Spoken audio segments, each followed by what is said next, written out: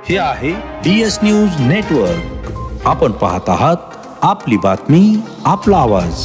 नमस्कार, मी दिनकर शिंदे. आपण पाहत आहे DS न्यूज. तुमचं मत माझं मत मध्ये आपलं स्वागत. मित्रांनो, महत्त्वाचा मुद्दा मी आपल्या समोर या ठिकाणी उपस्थित करतोय. तो म्हणजे महाराष्ट्रामध्ये आणि देशामध्ये सध्या चर्चेला जातोय, गाजतोय, तो म्हणजे मराठा आरक्षणाचा मुद्दा. मित्रांनो, मनोज जरांगे पाटील यांनी जालना जिल्ह्यातल्या सराटे अंतरवाली या ठिकाणी 17 दिवसाचं आमरण उपोषण केलं होतं आणि त्यानंतर मराठा समाजाला सरसकट कुणबी ओबीसी म्हणजे 50% आतमध्ये आरक्षण द्यावं ही मागणी त्यांनी लावून धरली होती. त्यांची तब्येत बिघडली, त्यावेळेस सरकार खडबडून जागं झालं आणि विशेषतः त्यांच्या आंदोलनाच्या दरम्यान पोलीस प्रशासनानं केलेला गोळीबार आणि लाठीचार्ज यामुळे सुद्धा हे आंदोलन अधिक चर्चेत आलं आणि राज्य सरकार खडबडून जागं झालं. यानंतर मनोज जरांगे पाटील यांच्याकडे त्यांनी आपलं शिष्टमंडळ पाठवायला सुरुवात केली. मित्रांनो, मनोज जरांगे पाटील यांनी मराठा समाजाच्या आरक्षणाचा मुद्दा लावून धरला, लाठीचार्ज झाला आणि महाराष्ट्र पूर्ण मनोज जरांगे पाटील यांच्या पाठीशी खंबीरपणे उभा राहिला. एवढंच नाही तर मराठा समाजाच्या युवकांनी असेल किंवा मराठा समाजाच्या चळवळीमध्ये काम करणाऱ्या प्रत्येकानं मनोज जरांगे पाटील हेच आता मराठा समाजाचं नेतृत्व असतील आणि त्यांच्याच पाठीमागे जाऊन आपल्याला आरक्षण मिळेल हा विश्वास त्या ठिकाणी निर्माण झाल्यानं त्यांनी सुद्धा मनोज जरांगे पाटील यांच्या पाठीशी खंबीरपणे उभा राहून काम करायला सुरुवात केली आहे. मित्रांनो, आपल्याला मला आवर्जून सांगावं लागेल की मनोज जरांगे पाटील यांना राज्य सरकार म्हणजेच एकनाथराव शिंदे मुख्यमंत्री, उपमुख्यमंत्री देवेंद्र फडणवीस आणि उपमुख्यमंत्री अजित पवार यांनी मनोज जरांगे पाटील यांच्याकडे आरक्षण देण्यासाठी 1 महिन्याचा कालावधी मागितला होता. मनोज जरांगे पाटील यांनी 2 दिवसाचा सुद्धा वेळ मी देणार नाही अशी भूमिका सुरुवातीला घेतली होती. ही ताटर भूमिका जरांगे पाटलांनी सोडली. त्याचं कारण असं की शिंदे सरकारकडून त्या ठिकाणी मनोज जरांगे पाटील यांची समजूत काढण्यासाठी किंवा त्यांना पटवून देण्यासाठी किंवा शासनाकडून विश्वास देण्यासाठी एक टीम पाठवली गेली आणि त्या टीमनं जरांगे पाटलांना समजून सांगितलं की हे सरकार, एकनाथ शिंदे सरकार हे मराठा समाजाला आरक्षण देण्याच्या संदर्भात सकारात्मक आहे आणि 100% आरक्षण दिलं जाईल, परंतु आम्हाला काही ठराविक कालावधी पाहिजे. आणि यासाठी मनोज जरांगे पाटील यांच्या उपोषणाच्या स्थळावर भारतीय जनता पार्टीचे असतील, शिवसेना एकनाथ शिंदे गटाचे असतील किंवा अजित पवार गटाचे काही आमदार असतील, हे त्या ठिकाणी ठाण मांडून बसले आणि त्यांनी मनोज जरांगे पाटलांची समजूत काढण्याचा आणि आंदोलन मागे घेण्यासोबतच शासनाला 1 महिन्याचा वेळ देण्याची त्यांनी विनंती त्या ठिकाणी केली होती. यामध्ये केंद्रीय मंत्री रावसाहेब दानवे होते, त्यानंतर राज्यातले जे काही मंत्री आहेत संदीपानराव भुमरे होते, विशेष म्हणजे देवेंद्र फडणवीस यांचे जे काही विश्वासू आमदार आहेत त्याला भारतीय जनता पार्टी संकटमोचन असं म्हणतात, ते गिरीश महाजन होते, त्यासोबत नारायण राणे यांचे पुत्र निलेश राणे हेही त्या ठिकाणी येऊन भेट घेतली आणि त्यांनी सांगितलं होतं. आणि विशेष म्हणजे एकनाथ शिंदे शिवसेना गटाचे अर्जुन खोतकर माजी मंत्री हेही त्या ठिकाणी ठाण मांडून बसलेले होते. मित्रांनो, यासोबतच राष्ट्रवादीचेही काही राजेश टोपे हेही त्या ठिकाणी त्यांच्या सोबत बसले होते. परंतु सरकारचे जे काही आमदार प्रतिनिधी हे मनोज जरांगे पाटलांना 1 महिन्याची वेळ मागत होते आणि शेवटी त्यांना ज्यावेळेस असा विश्वास वाटला की सरकारकडून सांगण्यात आलं की जर तुम्ही आता आमच्याकडे घाई गडबड केली तर आम्ही आरक्षणाचा GR काढू, परंतु हा GR कोर्टामध्ये टिकणार नाही आणि जर तो टिकला नाही तर मराठा समाजाला पुन्हा एकदा आरक्षणापासून वंचित राहावं लागेल असं त्यांनी सातत्यानं मनोज जरांगे पाटलांना सांगितलं. विशेष म्हणजे यावेळी त्यांनी 2 ते 3 GR सुद्धा काढले होते, परंतु हे GR मनोज जरांगे पाटील यांनी फेटाळले. आणि जरांगे पाटलांच्या एक लक्षात आलं की शासन आणि त्यांचे प्रतिनिधी आपल्याकडे सातत्यानं येत आहेत. इलेक्ट्रॉनिक मीडिया असेल, प्रेस मीडिया असेल, सोशल मीडिया असेल, हा संपूर्ण महाराष्ट्रामध्ये लाईव्ह दाखवतोय. आणि यामध्ये एक घटना लक्षात येते की राज्य सरकार सांगतंय आपल्याला की तुम्ही म्हणताय तर आम्ही GR काढतो, परंतु तो जर कोर्टात टिकला नाही तर त्याची जबाबदारी आमच्यावर राहणार नाही. म्हणजेच ही बाजू मनोज जरांगे पाटलावर उलटवण्याचा या ठिकाणी शासन प्रयत्न करतंय. हे चाणक्य असलेल्या, जाणकार असलेल्या मनोज जरांगे पाटलांच्या लक्षात आलं आणि त्यांनी तात्काळ सांगितलं की ठीक आहे, 1 महिना वेळ लागतो तर 1 महिना आम्ही देतो, पण 1 महिन्यात जर तुम्ही आरक्षण दिलं नाही तर मग मात्र मी तुमचं कुठलंही वाक्य ऐकणार नाही. आणि शासन या ठिकाणी समाधान झाली, खुश झालं. सरकारला वाटलं की आता आपण आंदोलन मागे घेऊ शकतो आणि मनोज जरांगे पाटलांनी 1 महिन्याचा वेळ दिला. त्याचवेळी राज्याचे मुख्यमंत्री एकनाथराव शिंदे यांनी थेट आंतरवाली सराटी या गाव गाठलं आणि त्या ठिकाणी मनोज जरांगे पाटील यांची भेट घेतली. त्यांना त्या ठिकाणी त्यांनी लिंबू पाण्याचं शरबत पाजलं आणि त्यांचं उपोषण सोडलं. याच वेळी त्यांनी धन्यवाद सुद्धा मानले की आम्ही 1 महिन्याचा कालावधी मागितला होता, तो मनोज जरांगे पाटलांनी दिला. आम्ही निश्चितपणे मराठा आरक्षणाच्या बाजूने आहोत, सकारात्मक निर्णय घेऊ. याही पुढचं पाऊल मनोज जरांगे पाटलांनी टाकलं. खरोखर हे राजकीय विश्लेषक सुद्धा विचार करतात की मनोज जरांगे पाटील हे हुशार नेतृत्व मराठा समाजाला मिळाले. त्यांनी मुख्यमंत्र्यांच्या उपस्थितीत लाईव्ह कॅमेरा समोर सांगितलं की शिंदे साहेब आपण इथं आला आपण 1 महिन्याचा कालावधी मागितला, 1 महिन्यात आपण देतो म्हणताय आरक्षण, परंतु त्याही पुढे जाऊन सांगतो जरी तुम्हाला 1-2 दिवसाची अडचण येत असेल तर आणखी 10 दिवस मी तुम्हाला वाढून देतो, 40 दिवस देतो. आता तुम्हाला मराठा समाजाला कुणबीचं आरक्षण द्यायला कुठलीही अडचण येणार नाही. आणि 40 दिवसाचा कालावधी एकनाथराव शिंदे सरकारला त्या ठिकाणी मनोज जरांगे पाटलांनी दिलेला आहे. मित्रांनो, हा जो 1 महिन्याचा आणि 40 दिवसाचा कालावधी हा संपतोय 14 ऑक्टोबरला 30 दिवस आणि 24 ऑक्टोबर दसऱ्याच्या दिवशी पूर्ण 40 दिवस. पण मित्रांनो, आज जर आपण पाहिलं तर महाराष्ट्र सरकारनं एक टीम तयार केलेली आहे आणि ती अभ्यासू टीम हैदराबादला जाऊन आलेली आहे. कारण मराठवाडा हैदराबाद संस्थांमध्ये होता, तो 1 वर्षानं मुक्त झालेला आहे, तो महाराष्ट्रामध्ये विलीन झालेला आहे. त्यामुळे हैदराबादच्या संस्थांमध्ये जाऊन मराठा समाज कुणबी होता का, आरक्षण होतं का, या संदर्भातले त्यांनी कागदपत्र त्या ठिकाणी तपासलेले. परंतु मनोज जरांगे पाटील यांनी कुठलंही आंदोलन मागे घेतलं नाही. ते संपूर्ण जिल्ह्यात राज्यभरात फिरतायत आणि त्यांच्या पाठीशी लाखोंचा मराठा समाज आणि इतर समाजाचे सुद्धा तरुण कार्यकर्ते असतील, मित्रपरिवार असेल, हा त्यांच्या पाठीशी खंबीरपणे उभा राहतोय. आणि शासन मात्र आता गडबडून गेलेलं आहे. आणि त्यामुळं शासनाने नियुक्त केलेली ही जी टीम आहे, ही टीम मराठवाड्यामध्ये फिरते आणि कोणाकडे कुणबी समाजाच्या आरक्षणाचं प्रमाणपत्र आहे का, त्यांच्या जन्म दाखल्यावर काही नोंदी आहेत का, शाळेतल्या टीसीवर काही कुणबी मराठा असा उल्लेख आहे का, याचीही तपासणी अत्यंत शीघ्र गतीनं आता सुरू केलेली आहे.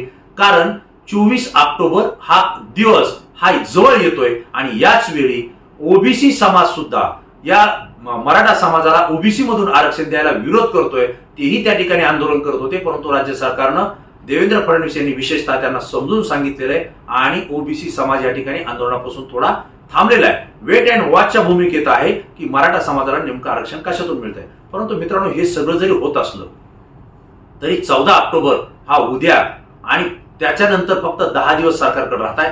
सरकार मराठा समाजाला कुणबीचं आरक्षण देईल का? आणि जर मनोज जरांगे पाटील यांनी जो अल्टिमेटम दिलेला आहे 40 दिवसाचा, त्या 40 दिवसात जर राज्य सरकार मराठा समाजाला आरक्षण देऊ शकलं नाही किंवा मराठा समाजाला सरकारनं आरक्षण दिलं नाही, पुन्हा वेळ मारून नेली, तर प्रश्न उठतो आता मनोज जरांगे पाटील नेमकं कोणती भूमिका घेणार आणि यापुढे ते काय करणार? हा प्रश्न मला नाही पडला मित्रांनो, हा तुम्हाला नाही पडला, हा राज्यकर्त्यांना सुद्धा पडलेला आहे. आणि विशेष म्हणजे राज्यातल्या प्रत्येक राजकीय पक्षाच्या, जे की आजचे आजी माजी आमदार आहेत, आजी माजी मंत्री आहेत, खासदार आहेत, त्या सगळ्यांना प्रश्न पडलेला आहे की जर 40 दिवसात मनोज जरांगे पाटलाच्या मागणीनुसार मराठा समाजाला कुणबीचं आरक्षण दिलं गेलं नाही तर त्यापुढं मनोज जरांगे पाटील यांची भूमिका काय राहील आणि मराठा समाजासह मनोज जरांगे पाटील काय करतील, हा प्रश्न आहे. मित्रांनो, मनोज जरांगे पाटलांचा इतिहास मला माहिती आहे, कारण माझी त्यांची अनेकदा भेट झालेली आहे. मी त्यांची आंदोलनं जवळून पाहिलेली आहेत. मनोज जरांगे पाटील कुठलंही आंदोलन करण्या अगोदर तो विषय समजून घेतात, त्याचे पुरावे शोधतात, त्याच्यातला निकाल योग्य पद्धतीनं आणि यश मिळवण्यासाठी कुठल्या कागदपत्रांची गरज आहे, कुठल्या मुद्द्यांची गरज आहे, ते अगोदर ते शोधतात, शासनाकडे तशा पद्धतीची मागणी करतात, निवेदन देतात आणि त्या वेळेत जर ती मागणी पूर्ण नाही झाली तर मात्र मग ते आंदोलनाचा हत्यार उपसतात. परंतु मनोज जरांगे पाटील एक वेळ जर आंदोलनाचं जर त्यांनी हत्यार उपसलं, उपोषणाचं जर हत्यार त्यांनी उपसलं लोकशाही मार्गानं, तर मात्र त्यांची मागणी पूर्ण झाल्याशिवाय ते आंदोलन सोडत नाहीत. हा मनोज जरांगे पाटलाचा आजपर्यंतचा इतिहास आहे. अनेक गाव आहेत, त्यांनी 1 महिन्यापर्यंत आमरण उपोषण केले, साखळी उपोषण केलेले, ठिय्या आंदोलन केलेले, रस्ता रोको आंदोलन केलेले, परंतु जोपर्यंत त्यांना लेखी स्वरूपात कुठलं निवेदन मिळत नाही किंवा त्यांची मागणी पूर्ण झाल्याचं आश्वासन मिळत नाही किंवा ती पूर्ण होत नाही, तोपर्यंत ते आपलं आंदोलन मागे घेत नाहीत. आता तर असं झालंय, मनोज जरांगे पाटील यांनी पहिल्यांदा गाव स्तरावर ते आंदोलन सुरू केलं होतं, आमरण उपोषण. त्याला जवळच्या आसपास 30 ते 40 गावांचा पाठिंबा मिळाला, हजारो लोक त्या ठिकाणी उपस्थित राहिले. परंतु लाठीचार्ज आणि गोळीबार झाल्यानंतर आणि मनोज जरांगे पाटील यांनी कुठलीही राज्यकर्त्यांशी चर्चा बंद दाराआड केलेली नाही. जे बोलायचं ते सगळ्यांच्या समोर बोला, स्टेजवर बोला आणि इन कॅमेरा बोला, अशा पद्धतीची भूमिका त्यांनी पहिल्या दिवसापासून घेतली. आणि हाच विश्वास मराठा समाजाच्या जनतेला त्या ठिकाणी पटलेला आहे की जरांगे पाटील हे बंद दाराआड कुठलीही चर्चा करत नाहीत, कुठलंही ते आंदोलन माघारी घेण्याची भूमिका त्यांची नाही किंवा ते राज्य सरकारशी तडजोड करून स्वतःच्या पदरात काही पाडून घेण्याच्या वृत्तीचे नाहीत. कारण ते थेट प्रतिनिधींशी बोलतायत, ते जनतेच्या समोर बोलतायत, कॅमेऱ्याच्या समोर बोलतायत. आणि एवढं नाही तर मंत्र्यांना, आमदारांना, खासदारांना सुद्धा ते स्पष्ट सांगतायत, जे बोलायचं असेल ते जनतेच्या समोर स्टेजवर बोला, आजूबाजूला जाऊन मी कुठेही तुम्हाला बोलणार नाही. मित्रांनो, हा विश्वास त्यांनी जो लोकांना निर्माण केलेला आहे आणि त्यामुळं आता मात्र मनोज जरांगे पाटील यांच्या पाठीशी राज्यातला लाखोंचा नाही तर करोडोंचा जो मराठा समाज आहे तो त्यांच्या पाठीशी उभा आहे. मनोज जरांगे पाटील काय भूमिका घेतात याकडे त्यांचं लक्ष आहे आणि जरांगे पाटील जो आदेश देतील तो आदेश मराठा समाज पाळतोय हे आपण प्रकर्षाने या ठिकाणी पाहतोय. त्याचं कारण असं आहे की ती रात्री बेरात्री सभा होत आहेत. 2, 2:30, 3 पहाटे 4:30 वाजेपर्यंत त्यांच्या सभेसाठी लोक 7-7, 8-8 तास वाट पाहतायत. महिला आहेत, मुलं आहेत, वयोवृद्ध आहेत, तरुण आहेत. परंतु जरांगे पाटलांचे विचार ऐकल्याशिवाय ते घरी जात नाही. आणि विशेषतः जरांगे पाटील ज्यावेळेस सभेमध्ये एवढ्या लाखोंच्या सभेमध्ये सांगतायत थोडं शांत राहा आणि मी जे बोलतोय ते ऐका, यानंतर मात्र टाचणी पडेल आणि त्याचा आवाज येईल एवढी शांतता हा मराठा समाज बांधव त्या ठिकाणी पाळतोय हे आपल्या लक्षात येत आहे. म्हणजे त्यांच्या शब्दाला मराठा समाजामध्ये आता किंमत आहे. परंतु जर आता शासनानं 40 दिवसाच्या आत जे आश्वासन दिलंय, जी खात्री दिली आहे आरक्षण देण्याची, ती जर एकनाथ शिंदे सरकार, देवेंद्र फडणवीस सरकार आणि अजित पवार सरकारनं जर पूर्ण केली नाही तर जरांगे पाटलांची भूमिका ही अत्यंत गंभीर स्वरूपाची राहील असं आपल्याला या ठिकाणी कळतंय. मित्रांनो, कुठले पर्याय जरांगे पाटलांसमोर असतील तर एक म्हणजे 14 ऑक्टोबरच्या विराट सभेमध्ये, जाहीर सभेमध्ये ते सरकारच्या भूमिकेबद्दल त्या ठिकाणी आपलं मत व्यक्त करतील. ज्यांनी विरोध केले त्यांचा करेक्ट कार्यक्रम मनोज जरांगे पाटील या सभेत करणार हा त्यांचा स्वभाव आहे. आणि दुसरी गोष्ट, जर त्यांनी 14 तारखेला सरकारच्या हालचाली योग्य दिशेनं वाटल्या नाहीत किंवा सरकारला आणखीन गती देण्याचं जर त्यांना वाटलं तर ते 14 ऑक्टोबर पासून पुन्हा एकदा त्याच गावामध्ये आमरण उपोषणाला सुरुवात करतील किंवा ठिय्या आंदोलन करतील किंवा साखळी आंदोलन करतील, जे की 24 ऑक्टोबर पर्यंत चालेल. आणि जर 24 ऑक्टोबरला जी की 40 दिवसाची मुदत संपते त्यावेळेस जर ते आरक्षण जाहीर झालं नाही तर मनोज जरांगे पाटील यांच्या आंदोलनाची धार ही आणखी तेज होईल, तीव्र होईल. आणि हे आंदोलन धारदार झाल्यानंतर मग मात्र मनोज जरांगे पाटील ही आंदोलनाची दिशा कशी ठरवतील हे राजकीय विश्लेषकांना, सामाजिक कार्यकर्त्यांना आणि आपल्याला सुद्धा सांगता येत नाही. कारण मनोज जरांगे पाटील जे करायचं ते मनामध्ये ठेवतात आणि जे करायचं तेच करतात. ते मागे हटत नाही. भले कुणी समजून सांगितलं तरीही ते पटल्याशिवाय त्यांचं ऐकत नाही, हा त्यांचा स्वभाव आहे. आणि विशेष म्हणजे आता मात्र सरकारनं शब्द दिलाय, विशेषतः मुख्यमंत्री एकनाथराव शिंदे हे घटना त्या आंदोलनस्थळी येऊन त्यांनी शब्द दिलेला आहे. त्यामुळे सरकारला सुद्धा हा शब्द मागे घेता येणार नाही, फिरविता येणार नाही. ही आजची स्थिती आहे. मित्रांनो, मलाही आपल्याला प्रश्न पडायचा आहे, विचारायचा आहे की जर 40 दिवसाच्या आत शिंदे सरकारनं जर मराठा समाजाला कुणबीचं आरक्षण दिलं नाही तर मनोज जरांगे पाटील आणि मराठा समाजाच्या ज्या लढ्याची भूमिका आहे ही नेमकी काय असेल असं तुम्हाला वाटतं? कारण मनोज जरांगे पाटील आरक्षण घेतल्याशिवाय मागे हटणार नाहीत.